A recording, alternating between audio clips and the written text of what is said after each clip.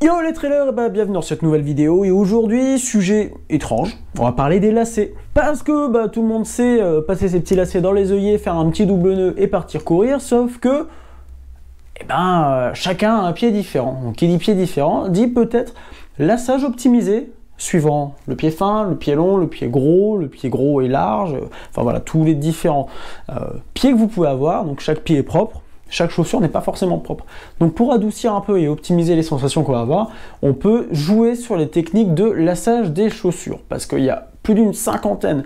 Alors si on prend même fait des petits calculs en disant tiens il y a autant d'œillets et du coup il y a autant de possibilités de passer le fil, ça fait beaucoup. Mais en tout cas, on peut essayer d'optimiser un petit peu son laçage pour avoir vraiment de bonnes sensations et un peu résoudre des petits problèmes qu'on peut avoir comme les ongles noirs et toutes ces choses-là à travers des tests de lacets différents. Donc c'est ce qu'on va voir aujourd'hui par plein de méthodes et je me suis bien pris la tête à faire tous ces laçages. Et c'est le petit truc que j'ai oublié de vous dire dans l'introduction avant de passer sur le premier thème, c'est que vous pouvez combiner plusieurs méthodes de laçage qu'on va voir après pour trouver votre équilibre. Alors un petit point de vigilance du coup sur la taille de vos lacets, parce que bon, il y a des choses qui vont être plus gourmands en centimètres de lacets. Alors on va commencer par les pieds larges. Le problème des pieds larges, ce sont les points de compression. Alors on a un gros pied, on a plein de lacets, ça vous cisaille dans tous les sens, c'est pas terrible. Alors, je vais faire une citation, vous m'excuserez. Alors, d'après l'étude de Hale en 1992, la compression d'un pied large peut entraîner une ténosynovite des extendeurs, une inflammation de la gaine du tendon. C'est pas agréable et ça met beaucoup de temps à s'en remettre. Et créer aussi une mauvaise adaptation de la toe box accompagnant de l'apparition d'hyperkérastose, de la corne, donc d'échauffement et parfois même de flickten. C'est des ampoules. C'est un jour où on utilise plein de mots scientifiques, vous allez voir, ça va être génial. Bref, la meilleure méthode pour éviter tout ça, c'est de modifier les points de croisement, de réduire les points de croisement sur sa chaussure, et du coup d'avoir, au lieu d'avoir point de croisement en croix, d'essayer de faire des choses le plus plat possible, et de mieux répartir du coup la charge lacet chaussure sur votre pied. Et c'est ce qu'on va voir tout de suite dans cette première méthode. Ok, alors pour cette première méthode, on va procéder très simplement, on va s'occuper déjà d'un premier lacet, et enfin d'un autre lacet, enfin plutôt des côtés. Alors on est en standard ici, fixation standard, donc milieu et rabat par en dessous. Donc je vais commencer avec mon lacet qui est à ma droite, donc je vais traverser ici, je pique par en dessous, je passe au-dessus directement dans le cran suivant et ensuite je vais traverser. Alors je laisse bien deux puisque mon lacet suivant va faire les deux, va occuper les deux trous ici. Donc pareil, alors là c'est un peu spécifique à la Brooks. Mais c'est pareil, si vous avez des trous simples, vous passez par en dessous et vous sortez par au-dessus. Donc là, je traverse, point d'après, par au-dessus. Et au suivant, par contre, on va passer au-dessus pour en dessous. Alors pourquoi? Parce que quand on fait ces lacets, c'est plus pratique de caler directement les lacets en dessous, ça évite que ça déborde. De l'autre côté, on va faire exactement la même chose. D'abord piquer ici. Hop, on passe dans le point suivant, par au-dessus. Au traverse, on a normalement deux points de libre, donc pareil, en dessous, puis au-dessus. On va permettre de mieux peaufiner les réglages. Et ensuite, pareil, je viens ici, par-dessus, et tac, j'ai mes lacets. Et après, je peux fermer. Donc voilà, pour un pied large, en fait, ça réduit trop la fermeture. Ça vous permet d'avoir plus d'espace et de jouer ici sur le serrage. Donc ici, vous voyez bien que je peux vraiment moduler ici mon serrage et vraiment éviter d'avoir vraiment trop d'enfermement de mon pied qui est plutôt large au niveau de cette chaussure. Après cette première méthode, on va voir du coup le souci d'un pied large mais fin. C'est-à-dire qu'on a un pied gros empattement mais on n'a pas beaucoup de hauteur. On a un peu ce même souci que le pied large et gros, pied fort, on va dire pied fort, c'est plus sympa. Dans la première méthode, donc, je disais, c'est qu'on va avoir aussi des problèmes de compression. Et vous savez bien que les compressions, c'est très mauvais, parce que une compression du pied, ça va faire une compression nerveuse, voire artérielle, donc fourmillement, voire engourdissement du pied, et tout ça, entre les mauvaises sensations que vous allez avoir pendant votre course, ça va aussi vous provoquer potentiellement des douleurs sur le dessus du pied. Et c'est pas terrible. Donc on va essayer du coup d'éviter tout ça avec deux techniques différentes de laçage qu'on va voir là dans quelques instants, mais il faut que je check mes notes, voir si j'ai d'autres choses à rajouter. Bah oui, j'avais autre chose à rajouter, effectivement. Parce que vous le savez qu'en activité, le pied a tendance à s'échauffer et à gonfler. Donc le pied va avoir besoin de plus de place dans la chaussure et ces techniques de lassage vont vous permettre de mieux optimiser, de mieux répartir du coup la charge des lacets sur votre pied et de peaufiner un petit peu vos réglages. Allez, on y va tout de suite. Alors ici, c'est la seule technique de lassage asymétrique. C'est-à-dire qu'on va essayer de prévoir un petit peu plus de longueur sur le lacet ici que sur celui qui va traverser toute sa chaussure. Alors, ici, on va pas utiliser celui-ci pour l'instant. On va d'abord considérer celui-là. Alors le but, ça va être de faire un croisillon complet juste avec un seul lacet. Donc, de la base, on part tout de suite sur le point suivant. On traverse par en dessous. On boucle par au-dessus. Tac, on traverse par en dessous. On boucle par au-dessus. On traverse. On boucle. On traverse. On boucle. Et on va aller préparer son petit lacet.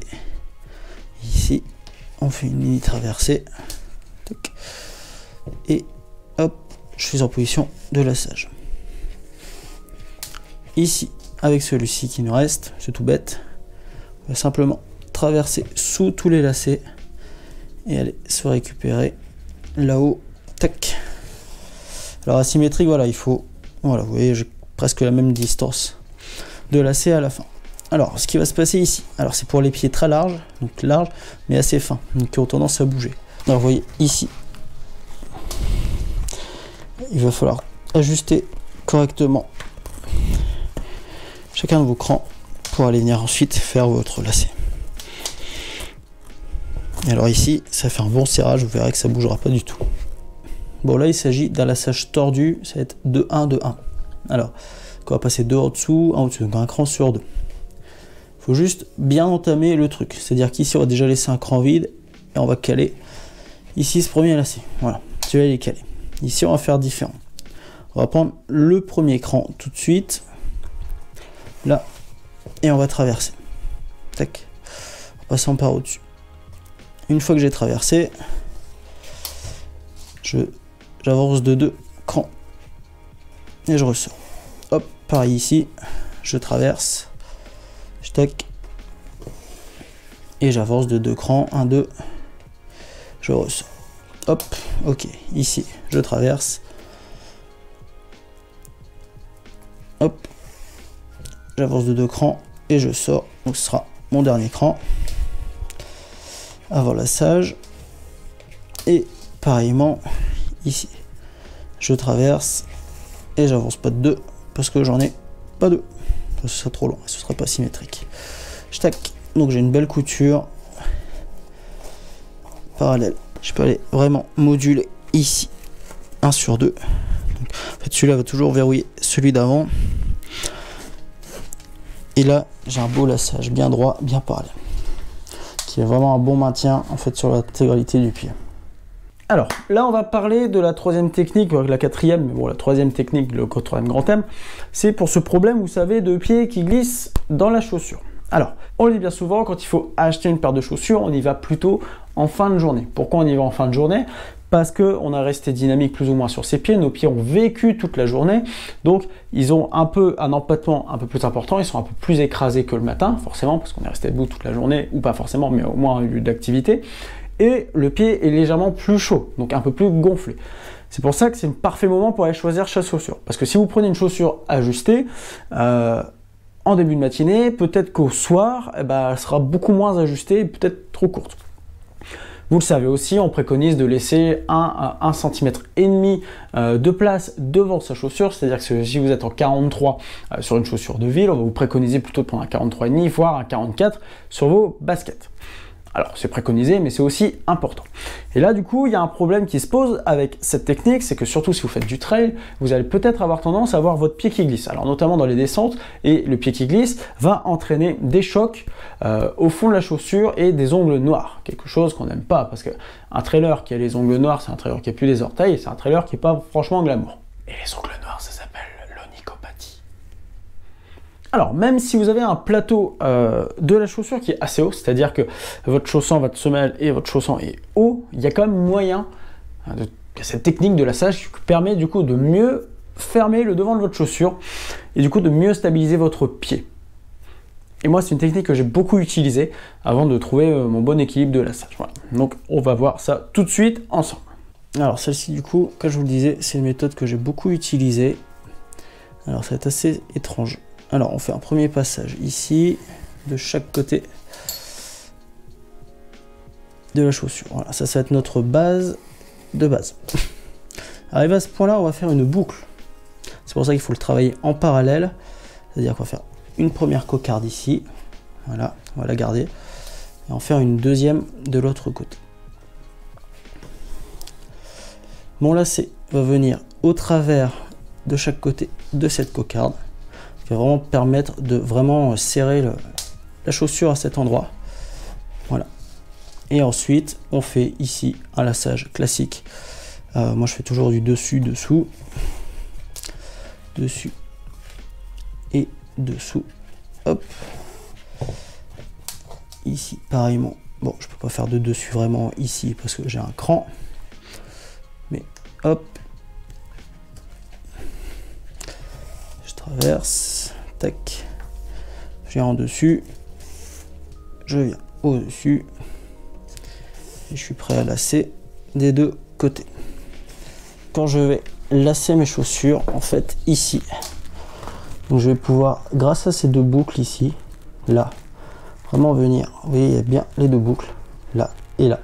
Je vais pouvoir vraiment venir ici, serrer fort, ajuster, pour que, en fait, derrière, ça bouge pas du tout. Hop, là, je serre bien. En fait, ça va ici, comme vous voyez bien, là, ça va vraiment venir fermer la chaussure à ce niveau-là et vraiment empêcher que votre pied bouge. Et la dernière chose, du coup, qu'on va voir ensemble, donc le 5e lassage ou le 4e thème, c'est si vous avez un petit souci avec votre talon.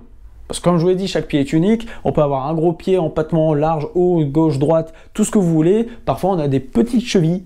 Les Kenyans, hein, c'est très réputé justement, c'est pour ça qu'ils sont bons. Ils ont vraiment des petites chevilles très fines.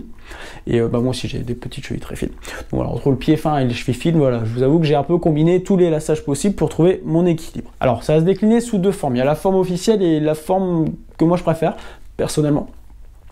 Où il va s'agir de simplement utiliser le dernier œillet, vous savez, ce petit œillet secret, on ne sait pas à quoi il sert, mais voilà, on va l'utiliser pour faire une petite boucle de serrage de lacet.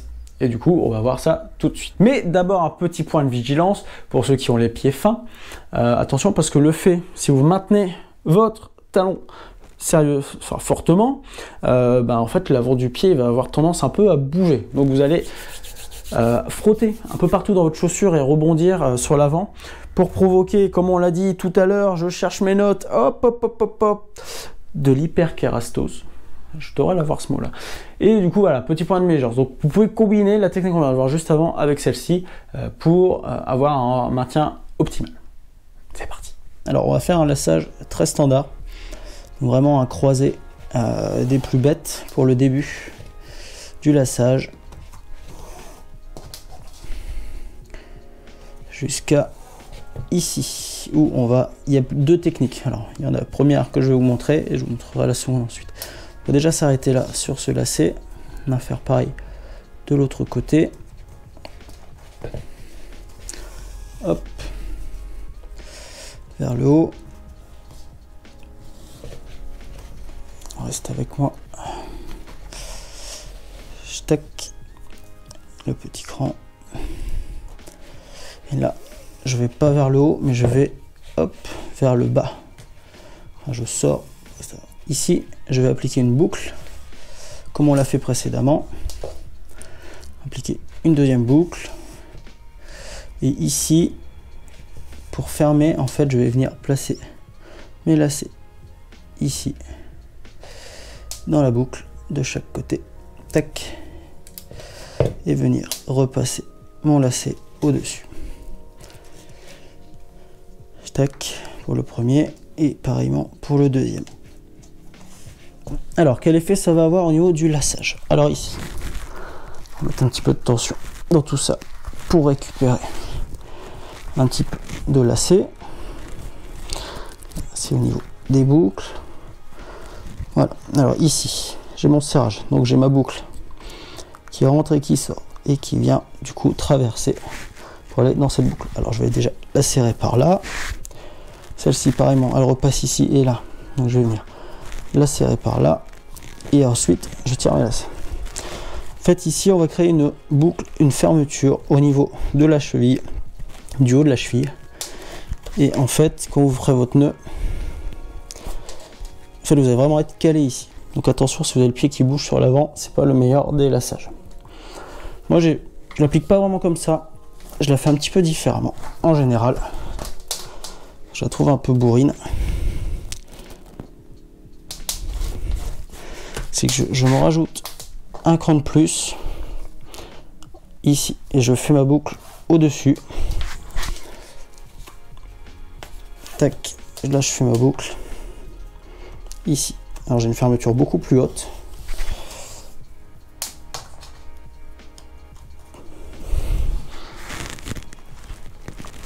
Et je viens ici en fait directement faire mon nœud.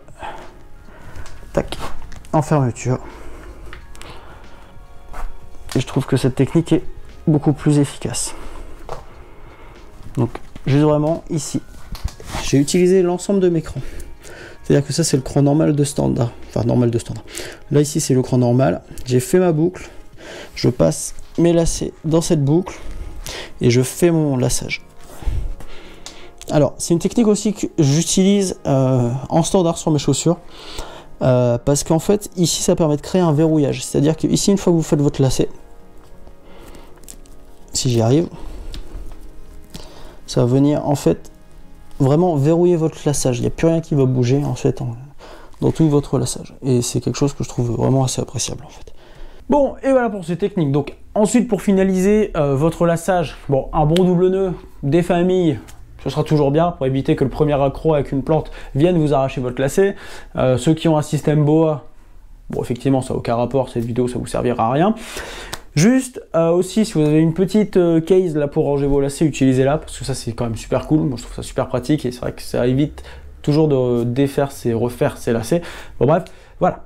Vous êtes des ninjas du lacet, j'espère que vous passerez moins de temps que moi à faire ces lacets. J'ai un peu pété un câble à préparer tous ces trucs, mais en tout cas c'était super intéressant d'apprendre ça.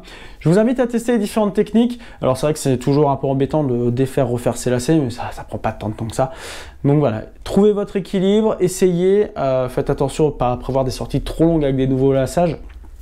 Justement pour vous laisser le temps de vous habituer et de voir comment ça répond. Et puis bah, j'espère que cette vidéo vous aura aidé. Et puis je vous dis à très bientôt dans une prochaine. Ciao!